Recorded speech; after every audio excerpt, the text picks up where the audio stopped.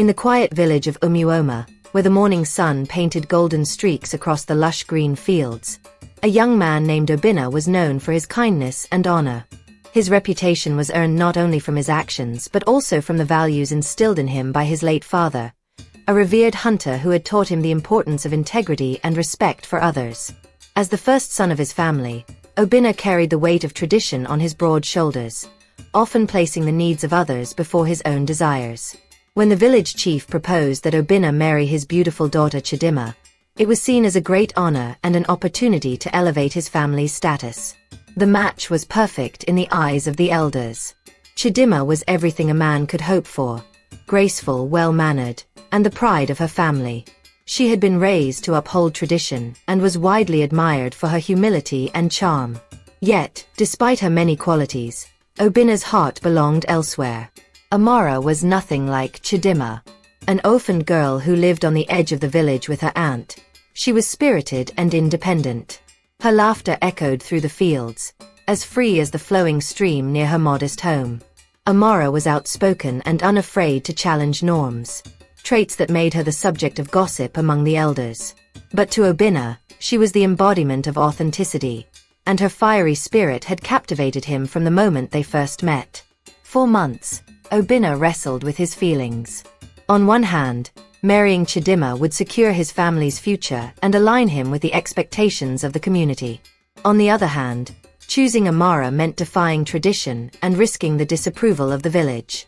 The conflict weighed heavily on him, and as the wedding approached, his dilemma grew unbearable. One evening, unable to contain his turmoil, Obinna sought out Amara. He found her by the stream, her clay pot beside her as she washed her face in the cool water. The moonlight danced on the ripples, and her braided hair shimmered in its glow. "Amara," he began, his voice heavy with emotion, "I do not know what to do. My family expects me to marry Chidimma, but my heart belongs to you. I feel trapped between what is right for them and what is true for me." Amara turned to him, her eyes filled with both sadness and understanding. "Obinna, you must decide what kind of man you want to be. Honor is not just following rules. It is being true to yourself and standing firm in your convictions. But whatever choice you make it with courage and without regret." Her words struck a chord deep within him. That night, as the village slept, Obinna sat under the stars, replaying her advice in his mind. By dawn, he had made his decision. The day of the wedding arrived. The village gathered at the chief's compound, where the air buzzed with excitement. Drummers beat their instruments, filling the space with vibrant rhythms, and dancers adorned in colorful attire moved to the beat. Chidimma, adorned in her finest coral beads and a richly patterned wrapper, sat patiently, her face a mixture of excitement and nervous anticipation. But as the sun reached its zenith, whispers spread among the guests. Obinna was nowhere to be seen. The elders grew restless, and the chief's expression darkened. Finally, a young boy ran into the compound, breathless. "Obinna is at the village square," he announced. The villagers hurried to the square, where they found Obinna standing tall, his face resolute. Addressing the gathering crowd, he spoke.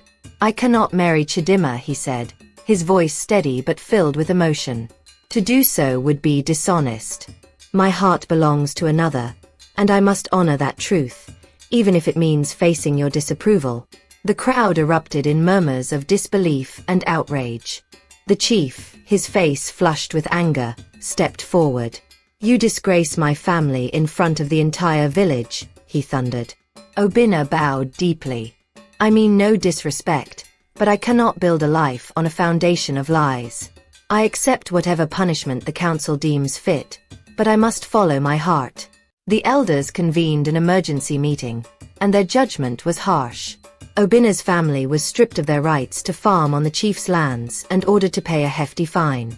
The punishment plunged his family into hardship, and many in the village turned their backs on them.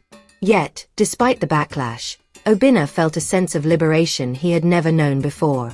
Obinna and Amara left Umuoma soon after, determined to start anew in a distant town. The journey was fraught with challenges. They faced poverty, isolation, and the uncertainty of building a life from nothing. but their love and resilience sustained them. Together, they cultivated a small piece of land, growing crops and raising livestock. Amara's resourcefulness and Obinna's unwavering determination turned their modest beginnings into a thriving farm. Over the years, their hard work bore fruit. They became known in their new community for their generosity and wisdom, often sharing their story with others as a lesson in courage and authenticity. Slowly, news of their success reached Umuoma. Time softened the villagers' judgment, and many began to see Obinna's choice not as rebellion but as a testament to the power of love and integrity. Years later, when Obinna and Amara returned to Umuoma, they were greeted not with scorn but with admiration. The village that once shunned them now celebrated them as symbols of courage and resilience. Their story became a legend, passed down through generations as a reminder that true honor lies not in blind obedience but in the courage to follow one's heart. As they stood in the village square, now as respected elders themselves, Obinna and Amara smiled at the children who gathered around them, eager to hear the tale of their journey. And with each retelling, the message remained the same. Honor and love are not opposing forces but two sides of the same coin, guiding those who dare to walk the path of truth.